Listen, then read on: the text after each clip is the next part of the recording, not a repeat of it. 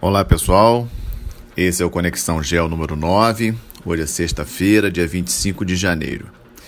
Na semana passada eu trouxe para vocês 4 temas, né? Falei de Venezuela, falei um pouco da semana turbulenta que o Trump teve, mais uma, falei das negociações e das votações lá no Reino Unido em relação ao Brexit e fechei com a visita do presidente argentino ao Brasil.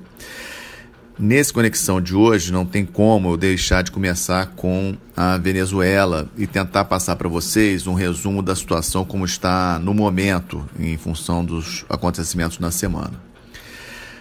Atualmente, os países que estão a favor do Maduro, praticamente todos os países do continente americano, o principal, exceto alguns países do Caribe, Cuba, Bolívia, o mais importante do continente americano que não está contra o Maduro, apoiando o Juan Guaidó, é o México, que, lembrando a vocês, que 1º de dezembro mudou seu presidente, o presidente López Obrador é um presidente de esquerda, e o México ainda está reconhecendo o governo do Maduro como o governo legítimo da Venezuela.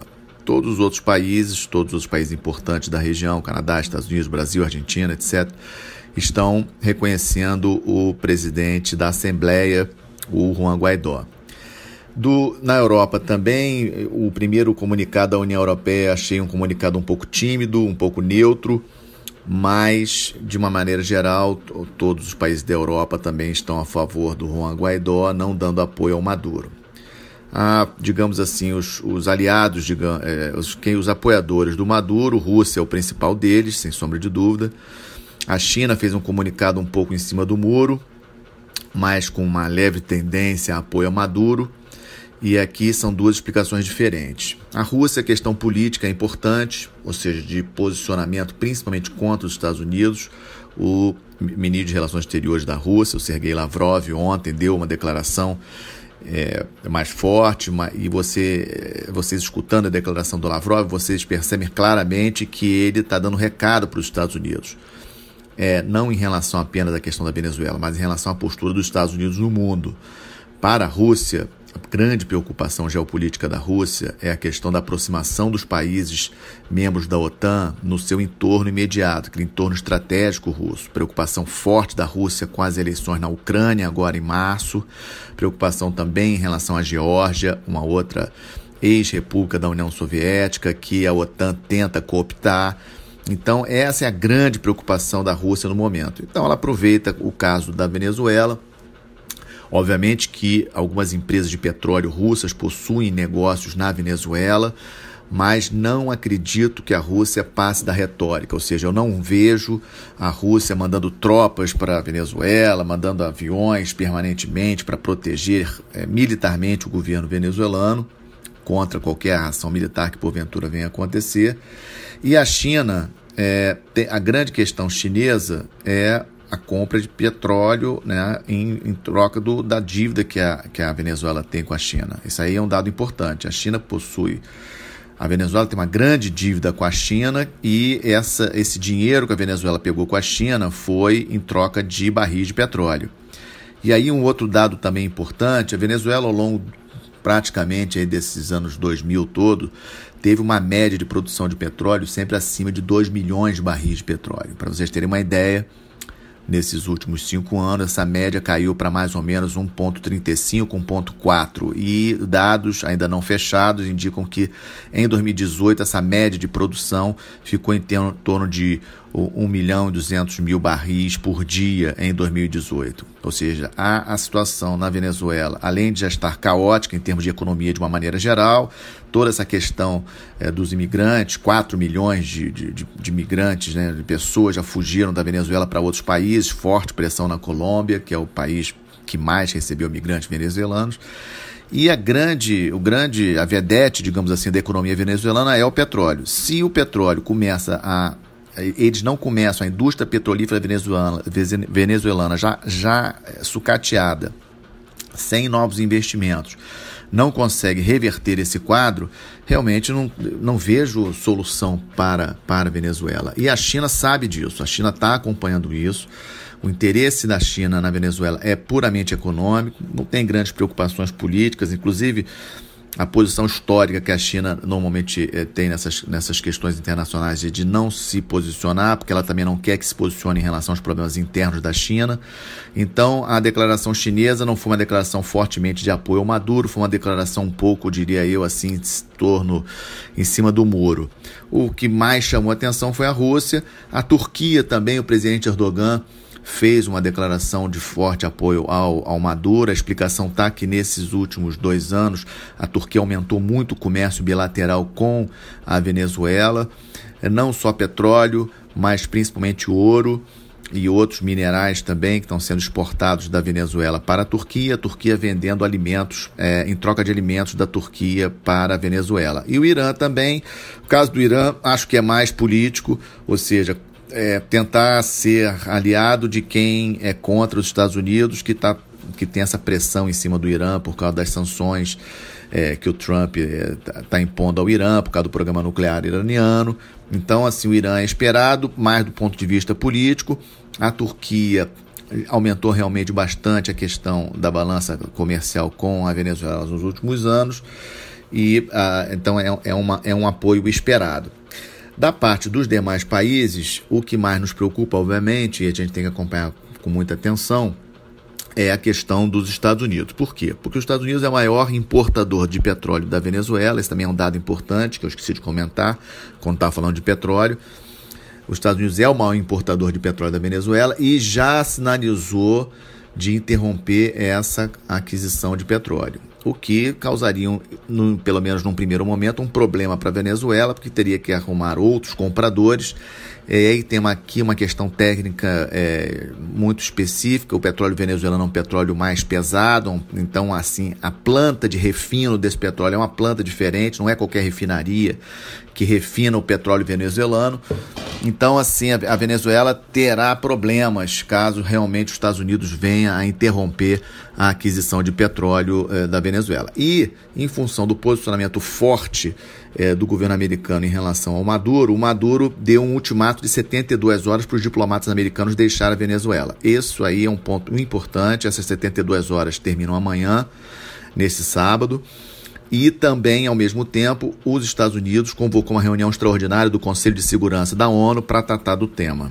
Amanhã, sábado também. Então, amanhã temos 2 eventos que temos que estar bastante atentos. Um, essa questão do Conselho de Segurança das Nações Unidas, que provavelmente veremos a Rússia votando contra qualquer tipo de sanção dos Estados Unidos. A China também tem chance de votar contra. Então, são membros permanentes, têm direito a veto, ou seja, nada deve passar no Conselho de Segurança. E aí voltamos o nosso olhar para a questão interna mesmo da Venezuela. Ontem, o ministro da Defesa venezuelano, com alguns generais e almirantes, fizeram um pronunciamento de apoio ao presidente Maduro, etc. Mas aí eu lembro o seguinte: não existem generais sem tropa. Ou seja, a questão é a gente observar como está a tropa venezuelana, como estão os militares de menor patente, que estão sofrendo muito com essa situação e estão vendo seus vizinhos reclamando da situação da Venezuela como um todo. Volto a insistir, se tiver uma liderança, mesmo general ou coronel, num nível mais baixo de hierarquia, porque é uma questão importante aqui, é que ao longo dos anos do governo Chávez e Maduro, eles foram cooptando as forças armadas venezuelanas, principalmente os generais, com cargos, com posições no governo, além das posições militares. Esse é um dado importante. Ou seja, os generais, almirantes, brigadeiros venezuelanos, muitos deles possuem, além das suas posições como militares, eles possuem também outros cargos do governo venezuelano recebendo salários muito maiores. Então eles sabem que se o governo Maduro cair, eles perdem essa prerrogativa. Então, a princípio, eles estão apoiando o governo Maduro, mas não quer dizer que não possa surgir uma liderança e apoiar o Juan Guaidó, pegar a tropa. Eu diria para vocês que hoje a tropa venezuelana está muito dividida e está muito mobilizada, tipo como que querendo apoiar o Juan Guaidó também, querendo a mudança do governo, mas faltando aí aparecer uma liderança. Então, em linhas gerais, eu diria que não deve haver uma intervenção militar dos Estados Unidos na Venezuela, não deve haver, e eu torço para que não haja. Minha grande preocupação é com relação à integridade do povo venezuelano, que não merece pelo que está passando. Então, a solução, se pudesse ter uma solução pacífica de negociação, e aí eu acho que o Brasil pode entrar mais forte nessa questão da negociação com a Venezuela. A Venezuela é um país importante para o Brasil, fornece energia elétrica para Roraima, temos fronteira terrestre, a questão dos imigrantes é uma questão importante para nós, na fronteira ali com Roraima, ali no norte do Brasil. O Brasil tem cacife para tentar negociar. Ano passado, no final do ano passado, foi muito pouco noticiado, mas o ministro da Defesa do Brasil teve um encontro com o ministro da Defesa da Venezuela para tratar de vários assuntos que não foram revelados à imprensa, o que mostra um canal de comunicação entre o então ministro general Luna, Silvio Luna, com o ministro da Defesa venezuelano. A gente tem que aproveitar esse tipo de canal e tentar sentar, fazer uma negociação. Atores importantes, Rússia é um ator importante, sem sombra de dúvidas, para tentar convencer Maduro que não dá mais, dar uma saída honrosa para o Maduro, tipo um exílio na Turquia, e tentar começar um novo governo na Venezuela com Juan Guaidó, convocar eleições para daqui a algum tempo, para tentar ajudar o país a recuperar dessa situação realmente dramática. Vamos acompanhar com muita atenção a questão da Venezuela. Trouxe para vocês aqui mais 2 temas hoje, para não nos estendermos muito. Uma, questão dos bombardeiros israelenses na Síria, voltaram a ocorrer no final de semana passado, domingo para segunda-feira, fortes bombardeios da Força Aérea Israelense em território sírio, sobre posições iranianas, né, bases do Irã dentro da Síria. Vamos lembrar daquele eixo Irã, Iraque, Síria e Hezbollah no Líbano. O Iraque dividido, né, não totalmente pró-Irã, mas parte forte do Iraque é pró o governo do Irã, de muçulmano xiita. O governo do Assad na Síria também, aliado do Irã. Aqui é interessante a gente observar a posição meio que neutra da Rússia, ou seja, só de comunicados, mas nenhuma ação, nenhuma intervenção militar. Há uma aliança entre Rússia e Israel bastante interessante da gente acompanhar. O Netanyahu tem uma boa relação presidencial com o presidente Putin. A Rússia só ficou em termos de comunicados. O grande medo meu, e temos observado e acompanhado bastante isso, é quando que Israel vai decidir bombardear as posições do Hezbollah dentro do Líbano. E a minha grande preocupação, obviamente, é porque o Brasil possui presença na missão de paz no Líbano, com a sua fragata, com o seu Estado-Maior do seu almirante. Então esse é um ponto importante, acompanharmos em que momento, porque eu acho que isso tem grande chance de acontecer, Israel vai atacar posições do Hezbollah dentro do Líbano. Isso realmente me preocupa. E o terceiro ponto que trago para vocês hoje é a questão do Fórum Econômico Mundial que aconteceu em Davos essa semana. O fórum foi bastante esvaziado pela ausência de grandes líderes internacionais. O Trump não foi, Xi Jinping não foi, Macron não foi, Theresa May não foi.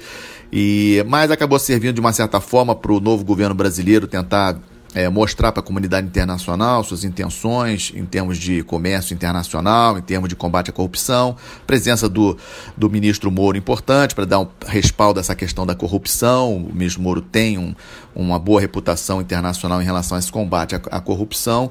Então, acho que, de qualquer maneira, o Fórum Econômico foi importante para o Brasil nesse aspecto. Chama a atenção da divulgação no Fórum Econômico da questão da desigualdade social, mais um estudo da Oxfam, uma organização internacional que levanta esses dados com relação ao aumento da desigualdade social no mundo, um ponto que eu considero muito importante, que a gente está discutindo pouco, eu acho, né? O mundo precisa discutir melhor essa questão da desigualdade. O secretário da ONU, Guterres, falou sobre isso, falou sobre a questão da inteligência artificial, que é um outro tema bastante polêmico que tem que ser discutido, questões de clima. A questão do equilíbrio climático mundial é um tema bastante importante e que tem que ser discutido. Fiquei feliz por ter tido uma declaração do presidente Bolsonaro que, por enquanto, o Brasil efetivamente não saiu do Acordo de Paris do clima. Essa informação foi bastante interessante. Espero que realmente o governo brasileiro reveja essa posição. O Brasil tem uma tradição muito grande com relação a essa questão ambiental. Então, acho que, de certa forma, esse Fórum Econômico Mundial em Davos foi positivo. Para essa próxima semana, peço vocês terem atenção a alguns eventos. Primeira questão dos Estados Unidos, essa questão do Trump lá do muro, a questão desse impasse aí, dessa paralisação do governo americano. mais de 800 mil funcionários federais americanos sem receber salário, porque nos Estados Unidos, quando tem esse tipo de paralisação, o funcionário público ele não recebe.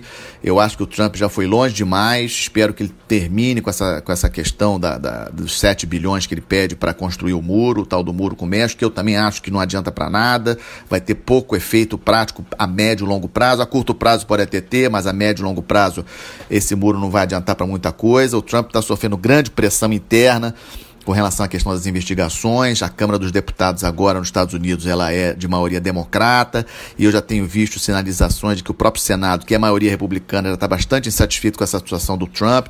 Então vamos acompanhar como que evolui essa questão essa semana. A outra questão do Brexit, mais negociações essa semana, a Theresa May tentando negociar com a União Europeia alguma flexibilização com relação àquele plano de saída do Reino Unido da União Europeia, a data marcada 29 de março. Então, essa semana também vamos ficar atentos para ver se a Theresa May consegue colocar em votação um novo plano e finalmente passe esse novo plano de saída do Reino Unido da União Europeia. Sem um plano de saída, para o Reino Unido será uma catástrofe em termos econômicos. Eu acho que será muito ruim se o Reino Unido não conseguir sair com um plano favorável da sua aliança com a União Europeia. Última coisa, apenas para avisar a todos, ontem saiu o Boletim Geocorrente 86, o primeiro boletim do ano, uma iniciativa que eu tenho trabalhado com vários pesquisadores lá na Escola de Guerra Naval. 13 artigos já estão disponíveis na página da Escola de Guerra Naval. Eu vou compartilhar o boletim aqui também lá no Facebook do Conexão Geo. Lembrando a todos que os nossos podcasts estão disponíveis no YouTube, também no Spotify. Eu vou postar o link daqui a pouco do podcast no Facebook e também estamos no Twitter. Desejo a todos um bom final de semana e uma boa semana.